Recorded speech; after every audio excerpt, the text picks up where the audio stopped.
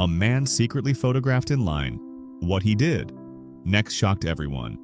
In today's world, it often feels like all we hear are stories of selfishness and division.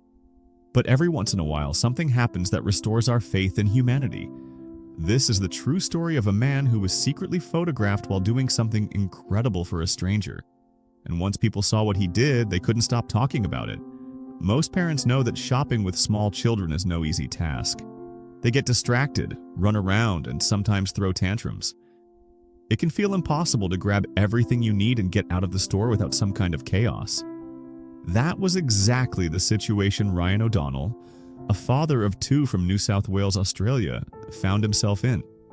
He was at the supermarket with his two young kids, struggling to keep them under control while trying to finish his shopping. But even though his hands were full, he noticed something happening in front of him in the checkout line. An elderly woman was paying for her groceries when her card was declined. She swiped it again. Declined. She tried a third time. Still declined. A fourth attempt. No luck. It was clear that she didn't have enough money in her account. Ryan watched as the woman grew more and more anxious. She patted her pockets looking for cash, but it was obvious she didn't have any. People behind her in line started shifting uncomfortably, impatiently waiting for the situation to be resolved. Ryan didn't hesitate. He leaned forward and asked the cashier, "How much does she owe?" The cashier told him, $44. Without a second thought, Ryan pulled a $50 bill from his wallet and handed it to the woman. She looked up at him in shock. I can't accept this," she said, overwhelmed by his kindness. But Ryan simply smiled. "Don't worry about it," he told her. "Just have a good day." At that moment, Ryan had no idea that someone behind him had been watching.